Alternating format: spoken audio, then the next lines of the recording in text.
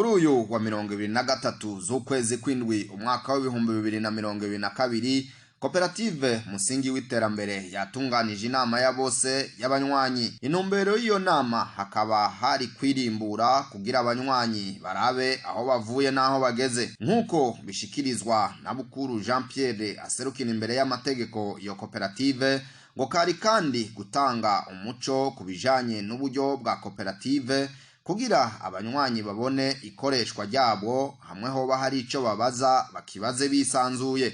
Iyo nama kandi yariyo guhinyanyura amategeko kugira jane n'ibihe, narirya ngo uko imyaka ihera hagenda hahinduka byinshi.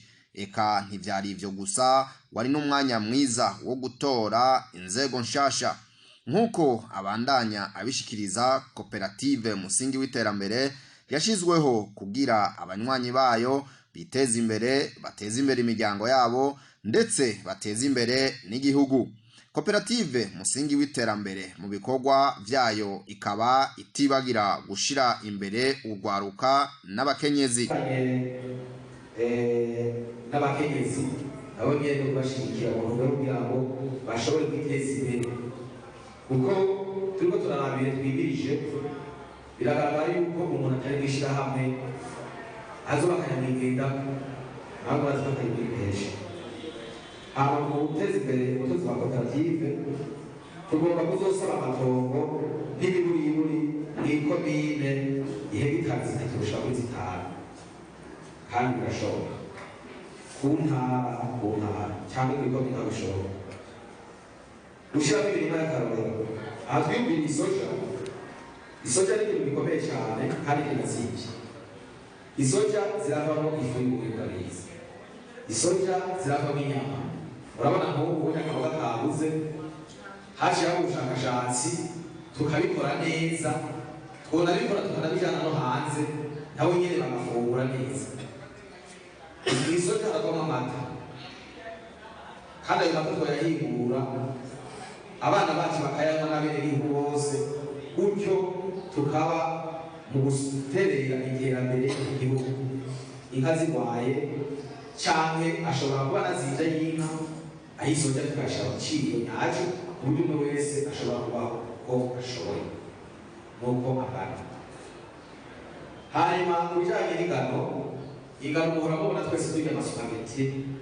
Ingano turashobora kuzirinda ngo dusisire imera, tukagira umwimbu ushimishije, tuzododora hirya no hino, dusaba ubufasha kugira ngo tubihingure natwe ngaha ryagutse, kugira ngo dushireho ihinguriro rya supageti.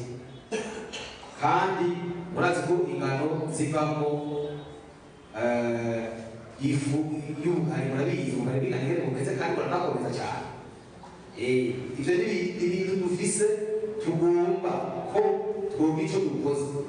Murabona umurima kuvuga uburimi bw'ingano n'isoja bikora abantu bamwe bavuga amengo umengo nta n'ibintu nyene bisanzwe mu kurima nyene kugira umuntu aronke ivyanja gusongoza. Ariko tugomba kurima uburimi, naho nyene turiko turavuga si uburimi bwabo dusanganye, tugomba kurima uburimi bujanye n'igihe bwa kijambere. Kandi turashoboye nubwo mengo dusaba uburyo bunini, kandi n'ivyo ari bikomeye n'ishingiro. Kandi umuntu atunze atunga mu mutwe, akenya agatera mu mutwe, nuko biteza kugenda. Kandi iyo umaze kwibwira ko ikintu kidashoboka, igomba nyene gishoboka kuko warabaze kwitangiye. Nuko hanyuma turiyumvira gushiraho igisata kijanye no kugira ibikorwa bijanye na pompe funèbre.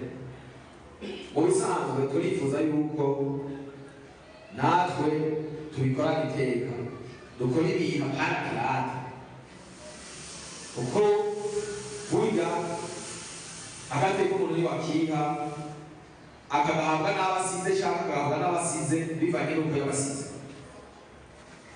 Usize umuntu yasize umuryango ari nta kigenda, nabo bamufata nta kigenda nyine, ugaca usanga nivyo umuntu yitavye Imana yitavye Imana, ubwabo yashinguwe neza naho gateka mu byaha. Turifuza rero kubikora iteka ibintu bizima twese duteratanye ivyiyumviro vy'ingene tuzobikora ndazi yuko atabizobuza bidakora. Bukuru Jean Pierre akaba ashimira amashirahamwe Semao, Afiabora na Apadeko bagenda babafata mu mugongo kuva mu ntango gushika n'ubu.